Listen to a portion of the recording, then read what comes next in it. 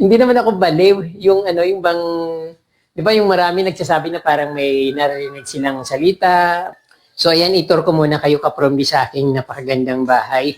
Maganda rin naman pala siyang gawing bouquet kapromdi sa ano, dito sa loob ng bahay. So pwede rin naman kayong gumawa nito kung meron kayong malaking bamboo na ganito kalaki. Patay na yan, tapos nilagyan ko ng ano, fertilizer.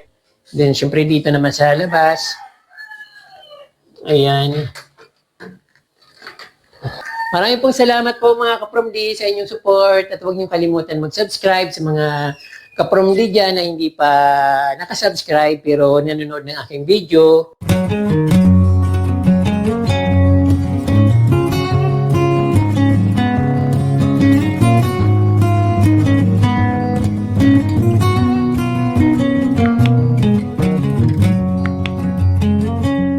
Hello po mga kapromdi. Dito sa bahay ay ako lang mag-isa. Wala akong kausap. Kaya pag nainip ako, uminom ako ng coffee. But syempre, nasa oras naman yung pag-inom ko. At sometimes, uminom din naman ako ng ng tanghaling tapat after lunch kasi para bang may hinahanap ako. But syempre naman, pag morning and afternoon talagang coffee time ko yun. So this time kapromdi, magkape muna po tayo tapos itor ko kayo sa aking bahay dito. Napaka-cozy kasi ganitong oras, yung yung ambience sa yung liwanag, ang gandang tingnan, very tawag doon, very cozy and rustic, very rustic yung dating niya at napaka-gandang tingnan. Parang bagay na bagay yung sinag ng araw sa loob. So, tara mag-coffee muna tayo.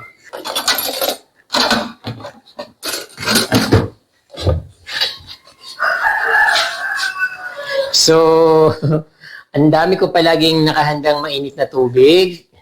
Tapos, siyempre, kapag nagkakape ako, naiisip ko si Ate Brenda. Hello po, Ate Brenda. Kasi galing po ito sa kanya. Every time na magka-coffee ako, kasama ko si Ate Brenda. So, ayun. Thank God po. Maraming salamat po, God. At nakilala ko si Ate Brenda. So, ngayon, may kape akong libre. Then, nakakaalis din ito ng stress kapromdi. So, masyado akong parang hindi naman ako yung hindi naman ako baliw. Yung yung bang, di ba yung marami nagsasabi na parang may narinig silang salita, may nagsasabi sa kanila, may bumubulong sa kanila na gano'n. Sa akin, hindi. Talagang stress lang talaga siguro ako. Kaya, medyo, napapagod yung mind ko. Gusto kong libangin sarili ko. Gusto kong mamasyal kahit saan. Tapos, nag-gardening, nakakalimot ako sa mga problema sa buhay. Then, syempre, ayun, nagbibidyo-bidyuhan, nagbabahay-bahayan. So, ayan po kapromdi ang life ko dito. Paminsan, pumupunta ako ng bayan, bibili ako ng tasty, dahil meron naman akong coffee.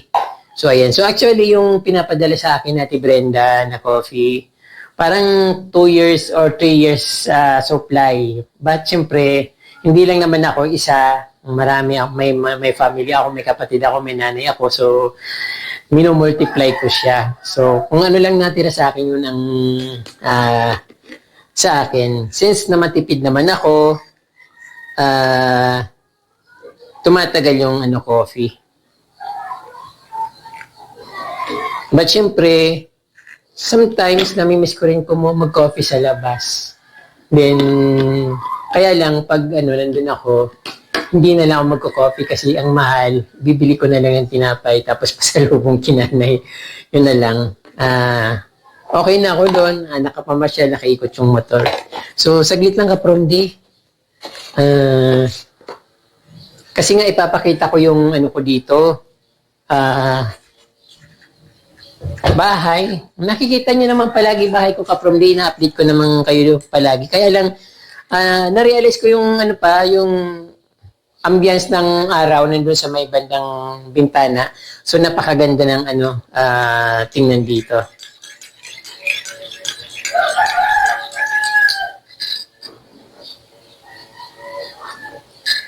sobrang init.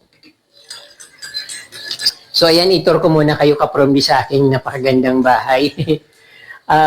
Alam niyo naman kapromdi na tiny house yung bahay ko. So alam niyo naman po yon. At syempre, hindi ko afford yung mga magagarang bahay kaya nagkasya na lang ito sa akin. But syempre, kahit na maliit naman, pinapaganda ko naman. Ginagawan ko ng paraan para maging mas kaya-ayan tingnan, katulad niyan, di ba? Parang akala mo pang mayaman pag nasa video pang mayaman, pero pag pumunta ka dito, parang lang. Alam niyo na yon. So, dahil maliit lang naman yung bahay ko, inaayos ko siyempre. Ayan, meron akong magazine sa aking coffee table or anong tawag dito? Living area table, parang coffee table na lang para mas mabilis, mas madali. Ipapakita ko lang yung yung halaman ko dito sa mayroon akong croton dito sa gilid. So hindi masyadong makita kasi medyo dark yung kulay niya. Na kasi ito na stuck sa sa lilim kaya yung mga kulay yellow nawala. Tapos naputol pala eh. Naputol yung niya pinaka-talbos niya na tawag dito, yung kulay yellow na dahon niya naputol. Siyempre, ang aking couch, makulay siya.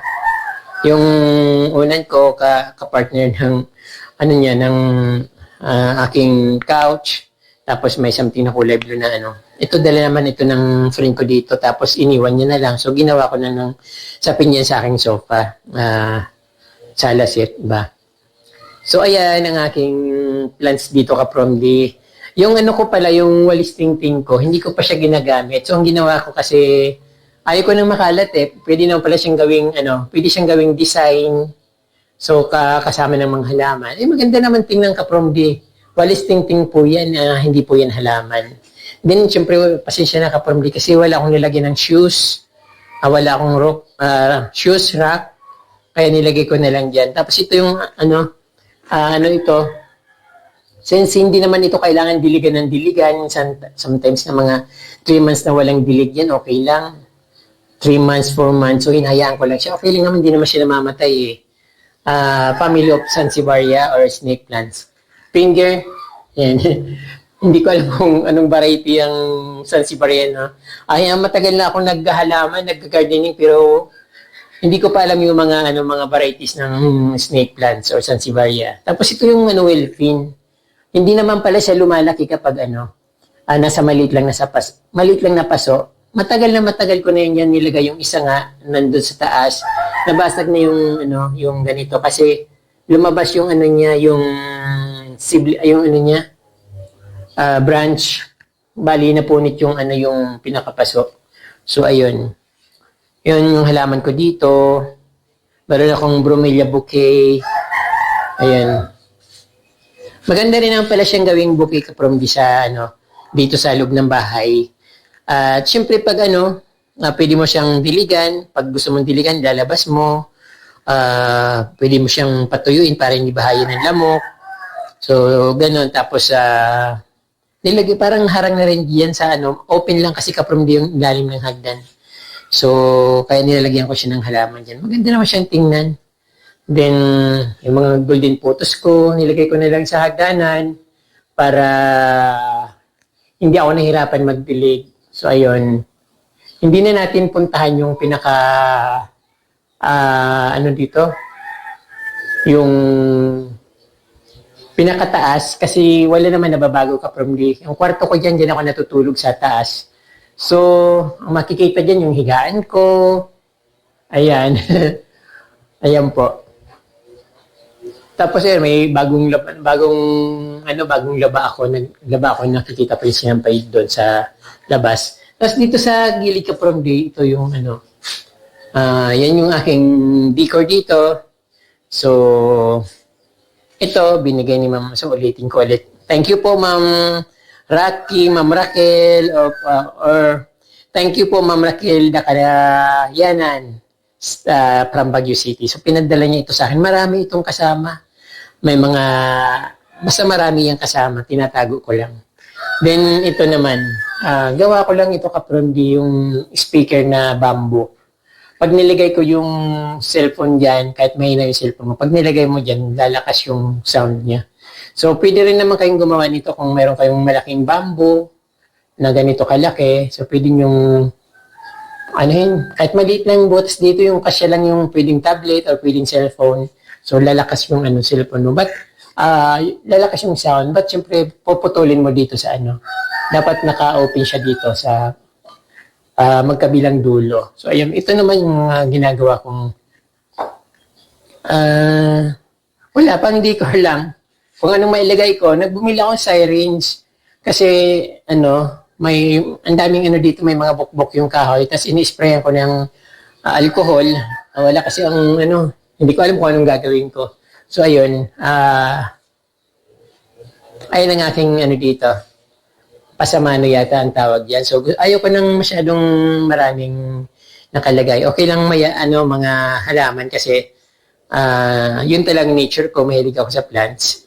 Tapos, syempre, yung may mga sampay-sampay ako dito. Yung payong, dahil wala naman akong ibang pagsasabitan. Yung bonnet, yung mga sombrero. Kung anong pwede kong isampay dyan, pwedeng senturon. So, ayun. So, yan po nga from D. Saglit lang tayong mamamasyal sa aking bahay kasi wala naman na bago. Siyempre, yung maganda yung ambience kasi ka-from D yung sa araw ba. Ayun, tumatama dito sa loob yung sikat ng araw. Tapos, ayan yung mga, huya. Ito, variegated na huya yan. Pero, na siya, nawala yung pagka-variegate niya. Hindi pa siya nag-flower. Bali, halos patay na yan, tapos nilagyan ko ng fertilizer, yung 14-14. Bigla siyang lumago.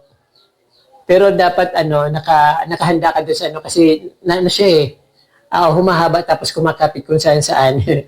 Ayun, kaya yung hindi napabayaan ko, naputol nung binubunot ko doon sa wall. Ang bilis kasi lumaki. Tapos ayan, may orchids ako dito. Pwede naman siyang pang hang. Kasi yung mga yan, hindi naman kailangan ng maraming water. Kahit na 1 month yung hindi mo yan diligan, okay lang. So, hindi naman namamatay yan eh. Kahit yung huya. Ito naman ibang klaseng huya. Ito yung common huya. Namulaklak na siya, kaya lang hindi ko naalagaan. May ko dyan. Bubulol-bulol naman ako. Mayroon ako sa labas niyan. Kinuha ko lang, nilagay ko lang dyan sa pat para sabi ko, gusto ko gumanda siya. Bali yung nasa labas, gumagapang na sa mangga, mataas na. So yung pinutulan ko ng konti. Hindi naman siya namamatay eh. Kusa siyang nabubuhay. Nagkakaroon siya ng ugat. Pero sometimes, namulaklak na siya. 3 bisis na nga siguro namulaklak siya. Tapos yung orchids na ito, palagi siyang may bulaklak. Gusto ko siyang patabain. Hindi ko alam kung bakit napakaliit ng bulaklak niya. Napakaliit ng bulaklak. Pero hindi siya nawawala ng bulaklak. Pagkatapos niyan, mamumulaklak ulit. Kaya nilagay ko niya sa pot para sabi ko baka kulang lang sa fertilizer kaya maliit yung bulaklak. Baka sakaling lumaki yung mga flowers niya. So, kasi ang daming flowers. Tapos ang liliit. Sabi ko sayang, kung lumaki hindi ang ganda-ganda sanang tingnan. So, yung some decor dito, yung nakikita nyo, galing yan kay Ma'am Nancy Cruz. Sorry po. Ma'am Nancy Cruz of Los Angeles, California. California nga ba yun? Or sabi niya, basta from LA, si Ma'am Nancy Cruz. So, ayan. Ito kasama ito doon sa mga Santa Claus. Siyempre, hindi ko pa dinidecor yung Santa Claus, mga pinadala sa akin ni Ma'am Nancy kasi hindi pa naman Pasko. So, ayan nga from okay lang ba sa inyo yung aking dito, decor sa bahay? So, ayan po.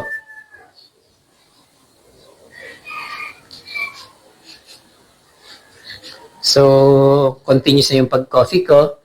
Tapos, sa taas, mayroon kasing mga box na hindi ko tinatapon kasi yung galing ng balikbayan box.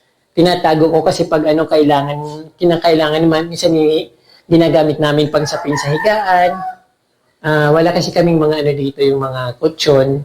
Kapag nahiga yung mga kapatid, ay mga pamangkin ko dito, ginagamit namin yung yung balikbayan box, sinasapin sa simento para at least mayroon siya pen. Then, syempre dito naman sa labas, ayan. So, ayan, sarap ng hangin. So, ayan po yung garden ko dito sa labas, sa front yard. So, medyo, dahil, mainit, sila, parang nalalanta sila. Pero pag umagang-umaga, pag wala pang araw, ang ganda-ganda tingnan yan. Buhay na buhay. Pero kahit naman yan, kahit na may nakaharang, maganda siyang tingnan. So, ayan po, ang bahay ni Certified From D. Update lang po ito ka From D. Hindi naman ako nagyayabang sa bahay ko kasi alam niyo naman ito, lagi kong pinapakita sa inyo at always akong nagpapasalamat sa inyo kapag pinapakita ko yung bahay. Kaya maraming pong salamat sa inyo mga ka-From D dahil sa continuous support nyo sa akin, sa panunod nyo ng aking vlog ay nakapagpagawa akong tiny house. Hindi po itong malaking bahay. So, maliit lang. Parang in-upgrade ko lang yung aking kubo. So, ayan po.